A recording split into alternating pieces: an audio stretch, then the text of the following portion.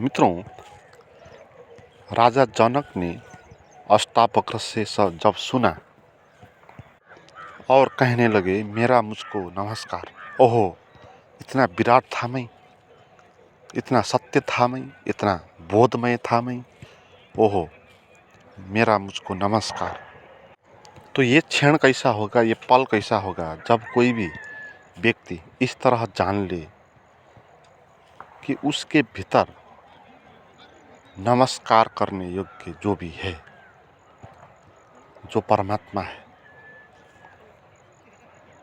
वो है जनक।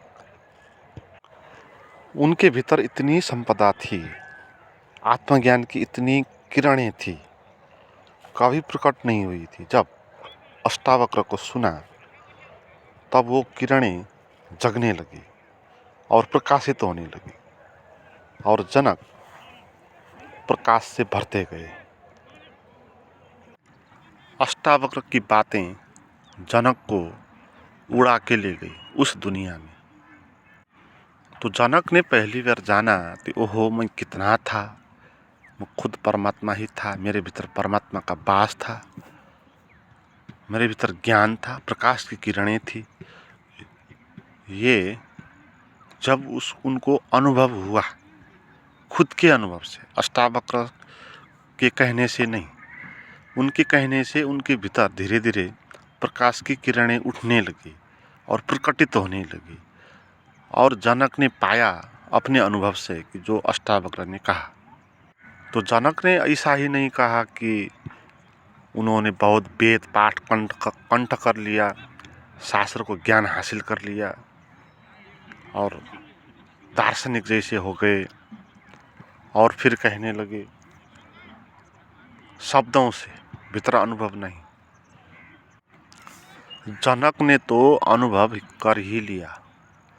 तो ऐसा अनुभव उनको हुआ, वो खुद से ही कहने लगे, मेरा मुझको नमस्कार। वो कहते हैं, इतने जन्मों से मैं कैसे भटक रहा था और मेरा भीतर ऐसा था जो नमस्कार करने योग्य है। मैं नमस्कार करने योग्य हूँ। नमस्कार का भाव था मेरे भीतर, प्रेम का भाव था। मगर अभी तक मैंने क्या क्या सोच के कैसा कैसा जीवन जिया, वो सोचने लगे होंगे, इसलिए तो ओहो शब्द आया ना।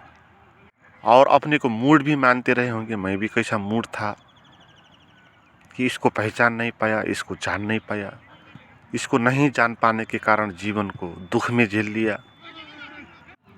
तो ये अनुभव ही जनक का अंतिम अनुभव था।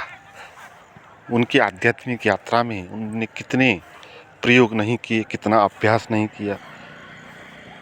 वो विश्व भर प्रख्यात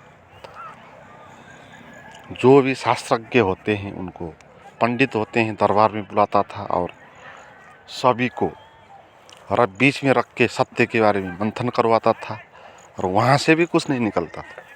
मगर आज अष्टावक्र के कान से ये बात सुनी, मुख से ये बात सुनी, सुना ही नहीं, पिया भी, तो उनकी यात्रा पूरी हो गई। ऐसा एक अनुभव के साथ जहाँ उनको ये अनुभव हुआ कि वो खुद को ही नमस्कार करने लगे, खुद के भीतर ही पाया, खुद को इतना महान पाया। फिर उनकी यात्रा पूरी हो गई। आगे जो अष्टावक्र कहते हैं, अष्टावक्र गीता में, वो तो जनक का परीक्षण ही करते, नया कुछ कहते नहीं।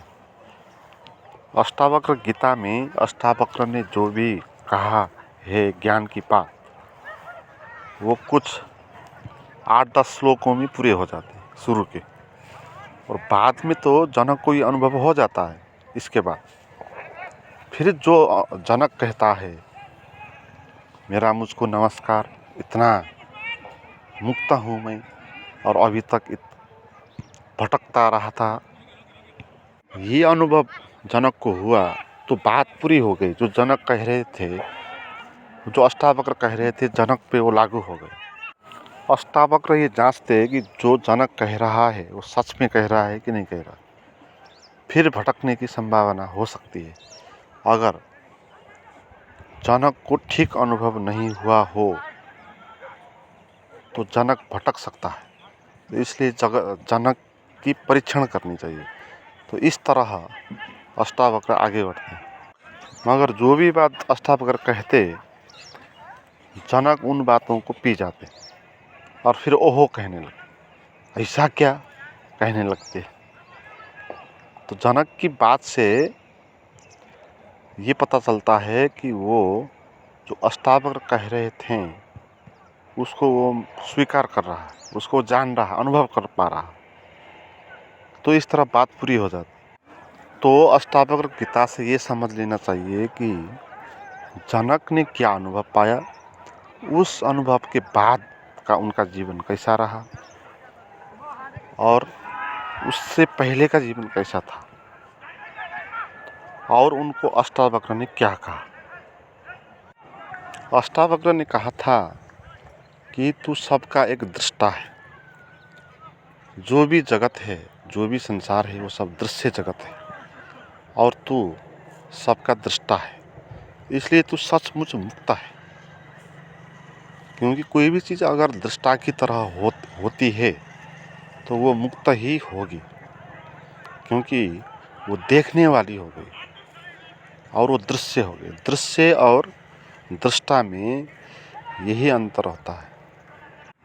दृश्य होता है जीवन, संसार, और इसको अनुभव करने वाला, देखने वाला, सुनने वाला, जानने वाला। पीड़ा हो रही है तो पीड़ा को भी अनुभव करने वाला, उसको झेलने वाला, जो कुछ भी है, कोई न कोई एक ऐसा है हमारे भीतर जो इन सब चीज़ों को देख पाता है, इनका दृष्टा हो सकता है।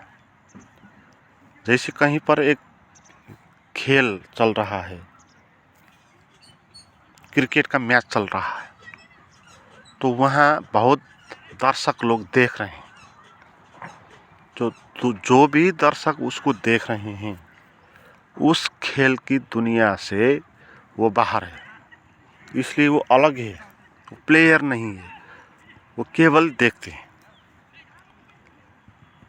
तो वो प्लेयर नहीं हो जाते। तो जो भी हम देख पाते हैं वो उससे हम भिन्न हो जाते हैं, वो हमको विपरीत स्थान में खड़ा कर देता है। तो अष्टावक्र कहते हैं ये तेरा स्वभाव है साक्षी। हम साक्षी हमारा स्वभाव होता है, हमारी आत्मा होती है, हमारे आत्मा होती है, यानी कि हम होते हैं, हमारा धर्म होता है, कुछ भी कहें। इस स्थिति में रह के आप जो कुछ भी देखेंगे संसार को, जीवन जगत को, जहाँ जन्म है, जहाँ मृत्यु है, जहाँ संघर्ष है, तो वो सब दृश्य के जगत में आ जाएगा। आप सबसे भिन्न हो जाओगे। जो भी आप हो सबसे आप भिन्न हो जाएंगे।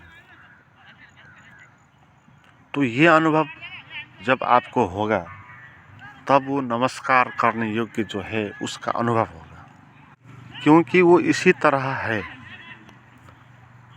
और हमको भी इसी तरह होना होगा। जिस चीज़ को भी पाना हो उसी जैसा होना आवश्यक होता है, नहीं तो तालमेल नहीं होता।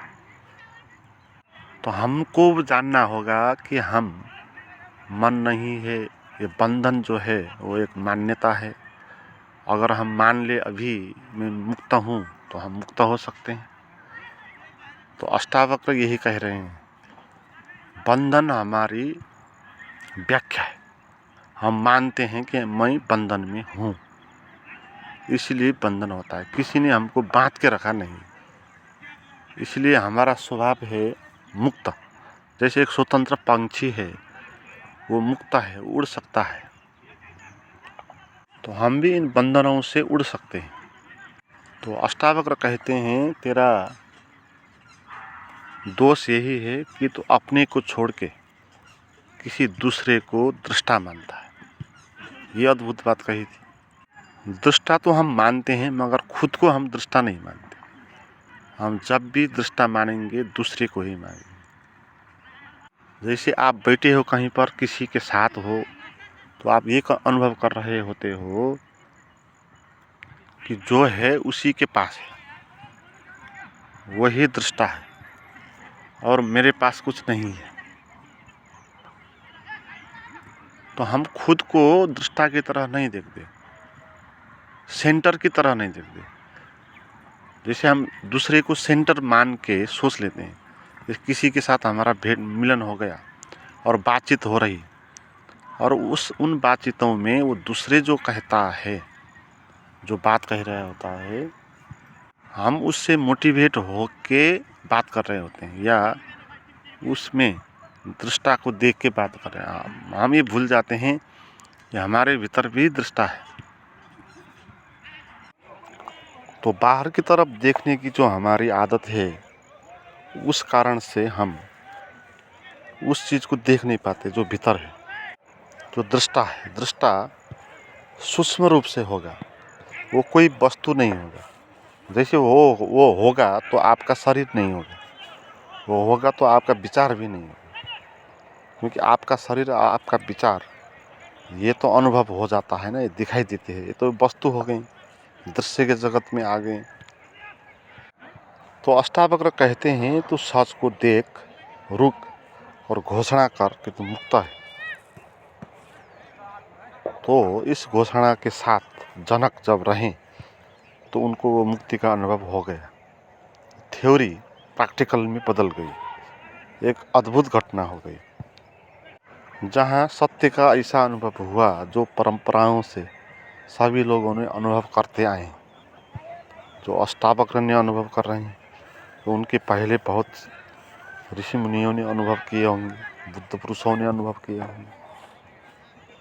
वो सत्य का अनुभव जनक को भी हो गया, और उसके बाद जनक जैसा है वैसा ही रहने लगा, जहाँ है वैसा। जनक सम्राट था तो दरबार में पहले रहता था, बाद में भी ऐसे ही दरबार में रहने लगा। वो कहीं वहाँ से भागा नहीं, संन्यास आश्रम इत्यादि पे गए नहीं, कोई नीति नियम का पालना भी किया नहीं। तो जनक सबसे श्रेष्ठ शिष्य थे। जनक जैसा श्रेष्ठ शिष्य अभी तक हुआ नहीं, जो सत्य को वहाँ अनुभव कर पाता है जहाँ सब तरह से सत्य को अनुभव करने के लिए बाधाएं, जहाँ परिस्थितियाँ ऐसी है, बाधा करती है, और उसी के बीच में जनक सत्य को अनुभव करते हैं। नहीं तो ज़्यादातर जो शिष्य होते हैं वो अलग बैठते हैं, संन्यास लेते हैं, कुछ नियमों का पालना करते हैं, त्याग कर देते हैं।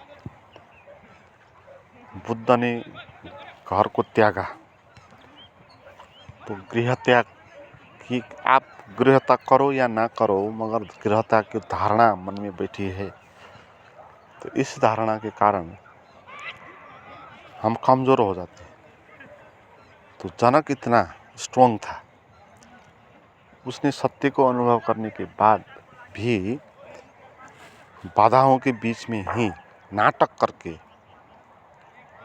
जिया। किसी को पता भी नहीं होने दिया कि मैं ज्ञानी हूँ, और खुद भी नहीं कहा कि मैं ज्ञानी हूँ और मैं तुमको ज्ञान की बात बताऊंगा।